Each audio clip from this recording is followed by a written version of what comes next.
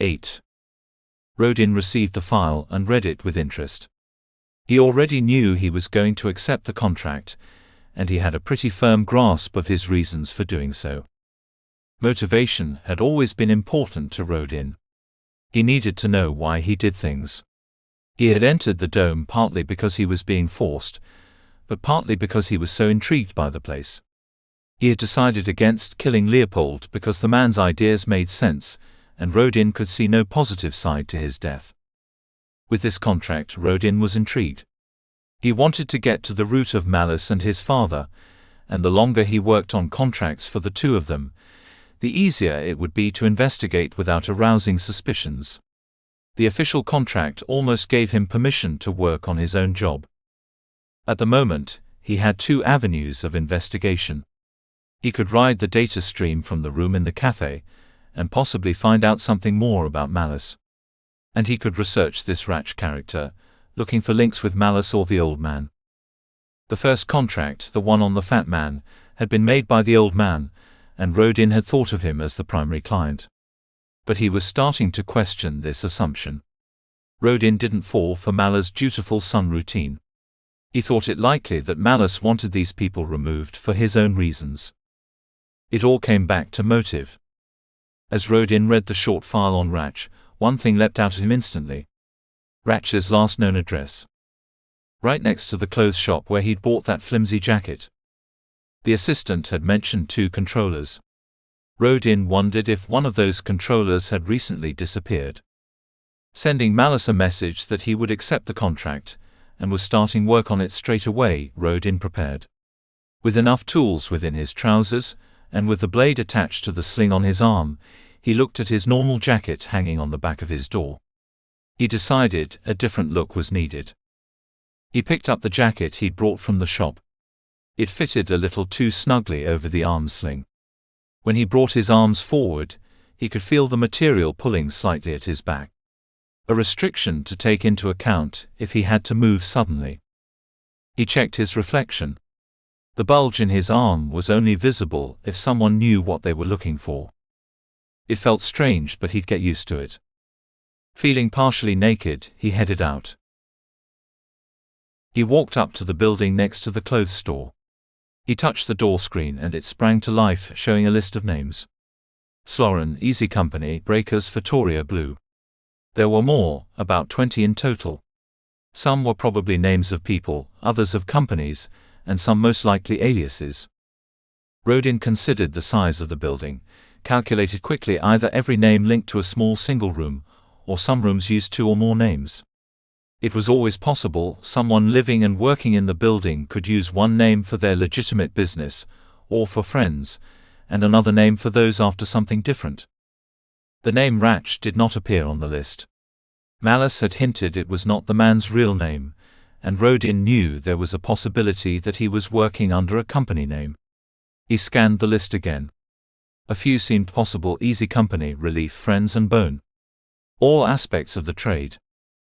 Each could of course be something else entirely. Rodin decided to watch and wait. He settled into the cafe across the road, pulling out his screen as he ordered a drink and something to eat. He set the screen on a stand, angled so that the rear camera was pointed at the door, and checked the feed as he zoomed in. Yes, clear enough. Then, sipping the mediocre coffee and taking bites of the slightly dry cake, he waited. He could sit and wait, remaining still for hours, but he preferred to use his time more productively. He ran some checks on the names he had memorized. Of the 4 that seemed likely, he was able to discount Relief. The name and address came up in relation to what the apparent owner referred to as medicinal means to escape the pain of everyday life. A pusher. The name Friends came up often in different contexts, but none of them connected with this address. That was still a possibility. The other 2 listed this address, but their details were obscure.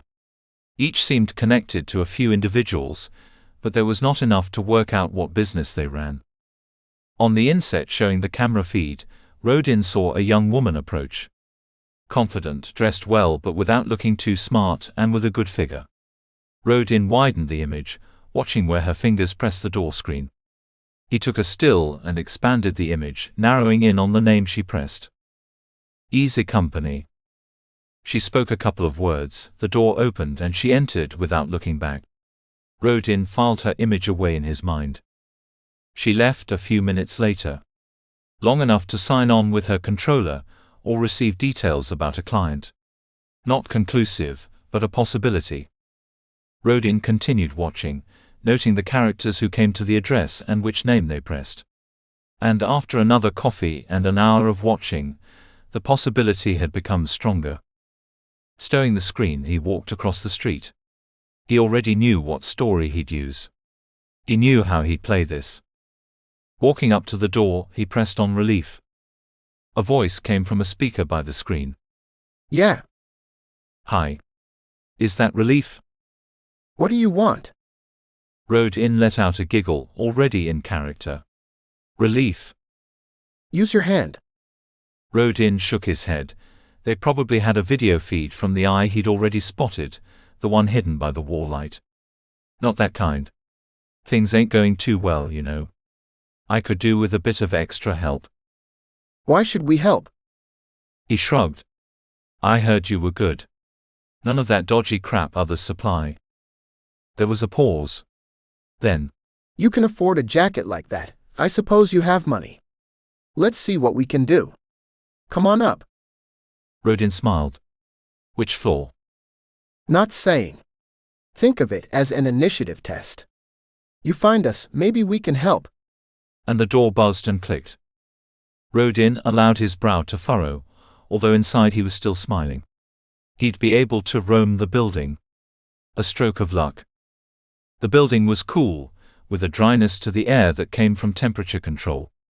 Rental on these offices wouldn't be cheap. There was a stairwell running round a central lift shaft, and a corridor running across the building at each floor. Rodin remembered the shop assistant mentioning the second of these, but the man from relief would be watching.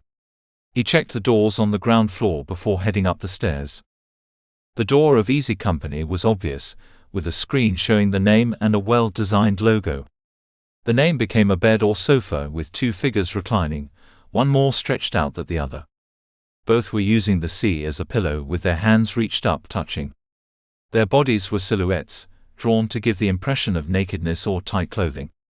Nothing blatantly sexual, but there was enough of a hint. Rodin doubted that Ratch ran it. If he did, he had someone else looking after it at the moment, judging by the interest it had received while Rodin had been watching. Bone was also on this floor, but Rodin was starting to discount this. The screen showed the name in plain bold characters, and although there was the clear link to sex in the name, Rodin was starting to feel it was too blatant for this part of the district. Easy Company looked like it stressed the companionship it could provide, whereas a name like Bone suggested physical pleasures and nothing else. It seemed wrong in context. Plenty of other concerns could use that word. Maybe Meditech specializing in bone setting, or maybe it was a name or nickname. He also remembered some archaic reference to games of chance as bone games. Maybe Bone was involved in gambling. Rodin could not see friends on this floor. But there was another door, small and unlabeled, possibly currently unused. It was on the right-hand side of the corridor, so overlooking the rear of the building, just to one side of the stairwell. It would be easy to spot the window from outside. Rodin brushed by the screen, but it remained inactive. An eye at one end of the corridor was watching him, and doing anything else at the moment would look suspicious. He headed up to the next floor, and came across relief at one end of the corridor. He pressed on the screen and the door opened. The room beyond was small, with a door opposite and a closed hatch to one side. There was a ledge by the hatch, like a counter. There were also two figures. The one to the right was a large male, muscles bulging where his arms stuck out from his short-sleeved top. He wore what Rodin guessed was a padded jacket, and he was standing motionless, his grey eyes fixed on Rodin. His hair was short to the point of non-existence. Useful in a fight, nothing to grab hold of. The figure to the left was female, and she too had short hair, not as short as the male and slightly spiked, but still too short to be used against her. She wore a similar top, and it was clear that she too was well built. Her expression was softer, but Rodin saw steel in her eyes. Both had their arms crossed, and Rodin could see bulges at their hips. He was certain they could produce weapons with speed and ease. He was conscious of keeping his right arm bent, hiding the bulge. He wanted his old jacket back. The hatch opened, sliding down, revealing glass that Rodin knew would be strengthened. Behind this was a thin man, the collar of his black shirt turned up almost to his ears. It gave him a slightly comical appearance, but one that bordered on deranged. Some people start from the top and work their way down, He said, and Rodin knew this was the voice he'd heard at the front door. They put in the effort first, looking for the easier end. Others start from the bottom and work their way up. They don't expend the effort unless it is required. Mindless cod philosophy from a pusher. Nothing new there. You dress well. You don't exert energy unless you have to. You walk the floor below methodically. You are a thinker. And you, thought Rodin, are trying to intimidate me. What relief do you need? Rodin put his hands on the counter, noticing how the male guard shifted slightly. I was told this jacket would help me.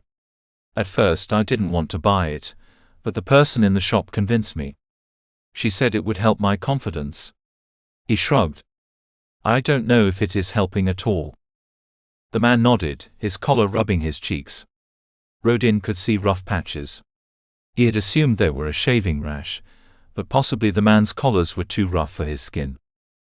So you seek confidence. Yet by your appearance, that does not seem to be a problem. You do not seem concerned by my two friends.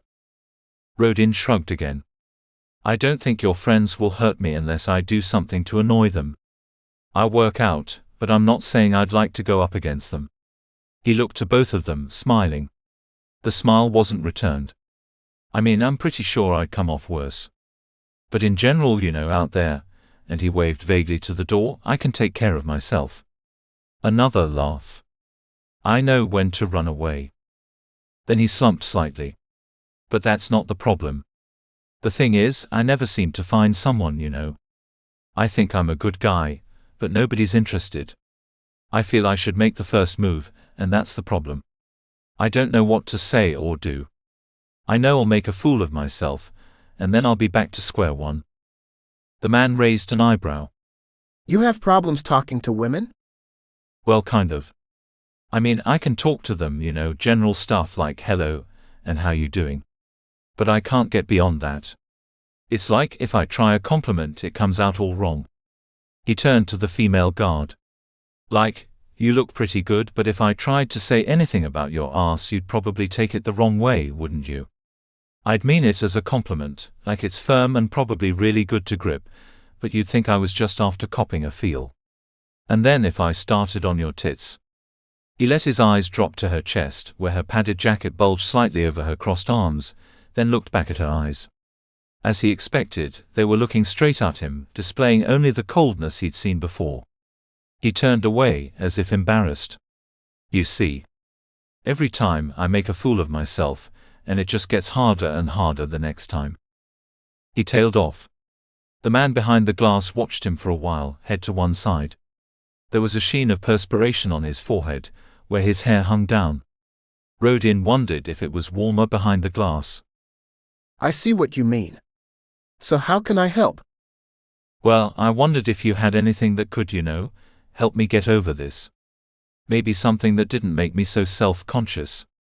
See, I want to meet someone, but it's not working, is it? What do you want to meet them for? What? What do I want to meet them for? Isn't it obvious? I want to meet a nice girl. Someone who I can get along with, have a bit of fun. Someone to talk to, you know. Nothing serious, although if that happens, well, that's kind of the long-term goal, isn't it? But I need to find the right one for that. At the moment, that doesn't matter. A friend, a girl to spend time with. Rodin hoped he was playing this right. He stopped, allowing his eyes to dip every now and then from the man's face. I don't believe I am the right one to help you. I believe you would be better served on the floor below. Rodin looked quizzically while inside he grinned. There are ways of getting a female friend for a short period, and I would suggest this is what you need. A paid companion? Rodin said as the penny dropped. I don't know, isn't that all a bit sordid? It's not just the sex, you see. I want to talk and other stuff. Honest. But that is what they can provide. A paid companion is exactly that. Sex if you want, or someone to talk to. They've been around. They're good with advice. Especially on how to talk to women without mentioning. And here he smiled, his gaze drifting to the female guard. Tits and ass. Even something as simple as avoiding such words. Rodin wavered. I suppose it might help. But I'd still like to try on my own. I'd still like that confidence. Rodin knew how he must look by now, no longer a young man, but still so immature. He hoped he was coming across as pathetic rather than perverse. Tell you what. You came out here to see me, and I hate to send someone away empty-handed. I have something that might help. Something called bounce. Definitely gives you confidence, but it's best to use in small amounts, so I'll only supply 3 shots at a time. He reached down, and Rodin heard a drawer opening. When the man looked up, he placed 3 red pills on the counter top his side of the glass. Then he took an envelope from his right, placing the pills inside. Normally 15 bits each, but I'll do 3 for 35. On one condition. What's that? Take my advice. Look into a paid companion. I'll take your money and supply these pills. But I don't think it's truly what you need. Okay. There are some places in this building, aren't there? 3 of them. 3. Yeah. I think that's what I heard. One's supposed to be better, but the other 2 aren't that bad. The man shook his head. There's only 2. And one of them isn't in operation at the moment. Try Easy Company, I'm sure you noticed them downstairs. Easy Company. But what about the other 2? I mean, I don't want to rush into the first one. It might not be right for me. The other one, you mean? Oh yeah. You said only 2. The other one was smaller, but the guy who runs it had to leave. How come? A shrug. None of my business. Okay. So what about the third one? The man looked across to Rodin unspeaking, letting out a sigh. Rodin allowed himself to look confused, then shook his head, hands up. Oh, sorry. Only 2. Don't know where I got 3 from. I'm not thinking straight today. All a bit confused, you know. I wasn't sure if I wanted to come here, so it's all a bit, you know. The man smiled. You didn't know if you wanted to come here, and yet you summoned the confidence to do so. That is good. I suppose. Rodin reached into his pocket. How much did you say for the pills again? 38. Rodin didn't let on that he'd noticed the hike in the price. He needed to stay in character. He pulled out some notes, spreading them on the counter, counting them out and shoving those he didn't need back into his pocket. Very disorganized. He was sure the man picked up on that fact. A slot opened to one side, and Rodin placed the money inside. The slot closed, and behind the glass the man counted the money before placing the envelope in the slot. Rodin took it, peering inside. So, just one at a time? A nod. How long do they take? A shrug. Depends. Usually about an hour for the full effect. An hour. Okay. He allowed himself to pause. What about, side effects and stuff? Anything I should know? A shake of the man's head. I could be insulted by a comment like that, but you're new and you're confused. I'll let you off this time. They're perfectly safe. Take one, see how it goes. But go see the guys downstairs. What, just pop in? I thought you had to wait to see a girl or something. That's not how it works round here. Go see them downstairs. Tell them I sent you. Okay. He smiled. Thanks. He held up the envelope. Thanks for everything. He even smiled and said thanks to the guards before he left the room. It was like talking to statues.